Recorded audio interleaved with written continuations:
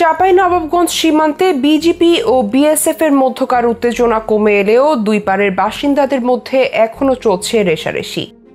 এর আগে বিষয়টা হানাহানির পর্যায়ে চলে গেলেও এখন দুই পারে সাউন্ড বক্স লাগিয়ে বিকট আওয়াজে গান চালাচ্ছে বাংলাদেশ ও ভারতের লোকজন।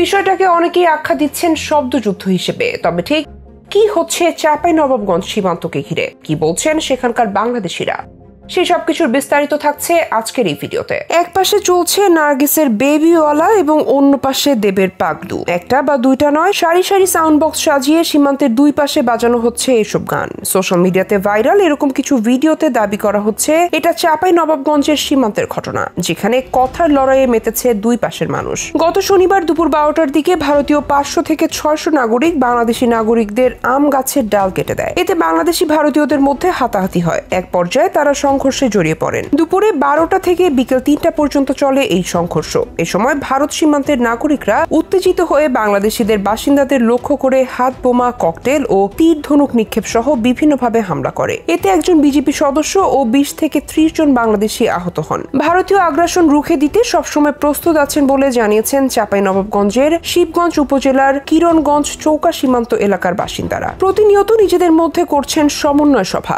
ভারত যেন বাংলাদেশের 1 ইঞ্চি মাটিও দখলে নিতে না পারে সে আলোচনায় মুখর এলাকাবাসী। কামরুল ইসলাম নামের এক বাসিন্দা জাগো নিউজকে দেয়া সাক্ষাৎকারে বলেন, বিগত দিনে ভারত আমাদের উপর অনেক অত্যাচার করেছে। শেখ হাসিনা দেশ থেকে পালিয়ে যাওয়ার পর তারা নির্যাতনের মাত্রা আরো বাড়িয়েছে। তবে আমরা আর সহ্য করব না। সময় এসেছে জীবন দিয়ে দেশ রক্ষা করার। আমরা গ্রামবাসী সব সময় প্রস্তুত।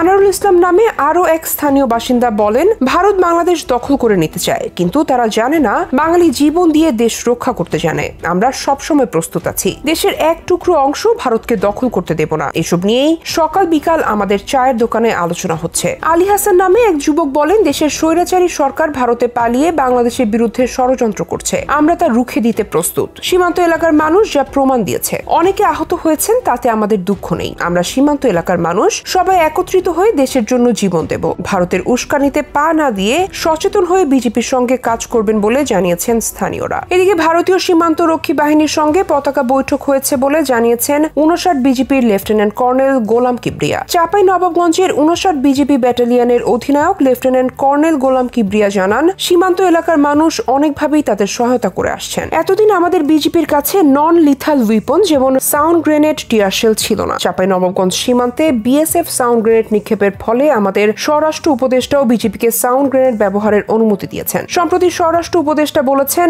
আগের সরকার কিছুটা ছাড় দিত, এখন অধিকার আদায়ে ছাড় দেয়া হচ্ছে না। তাই কিছু বিষয়ে ছোটখাটো সমস্যা দেখা দিচ্ছে। বর্ডারে ঝামেলা হচ্ছে। জনগণ আমাদের সঙ্গে আছে। বিজেপি সবসময় সতর্ক রয়েছে। সীমান্ত সম্পূর্ণভাবে সুরক্ষিত। এই সীমান্তে ওপারের কেউ আসতে পারবে না। রক্ত ঝরবে, কিন্তু সীমান্ত সুরক্ষিত থাকবে। সীমানা রক্ষায় যদি জীবনও যায়, তারপরও বাংলাদেশের 1 ইঞ্চি মাটি হাতছাড়া না করতে বর্ডার গার্ড বাংলাদেশের নবীন সৈনিকদের নির্দেশনা দিয়েছেন স্বরাষ্ট্র উপদেষ্টা অবসরপ্রাপ্ত লেফটেন্যান্ট জেনারেল মোহাম্মদ জাহাঙ্গীর আলম চৌধুরী। তিনি বলেছেন, সীমান্তে প্রতিপক্ষের কাছে কোনো অবস্থাতেই পিঠ প্রদর্শন করবে না। চাঁপাইনবাবগঞ্জ সীমান্তে বিএসএফ ও ভারতীয় নাগরিকদের অনুপ্রবেশ, হামলা, ধান ও গাছ কাটা নিয়ে উদ্ভূত পরিস্থিতি সম্পর্কে জানতে চাইলে স্বরাষ্ট্র উপদেষ্টা বলেন, চাঁপাইনবাবগঞ্জের ঘটনার সূত্রপাত জমির ধান ও গাছ কাটা নিয়ে। উভয় পক্ষের লোকজন আহত হয়েছে। আমরা মিডিয়ায় দেখিনি যে তাদের 2 জন বিএসএফ আহত হয়েছে। মেজর কিছু ঘটেনি। আগামী ফেব্রুয়ারিতে ডিজি লেভেলের বৈঠক হবে। সেখানে সমাধান হবে বলে আশা করছেন স্বরাষ্ট্র উপদেষ্টা।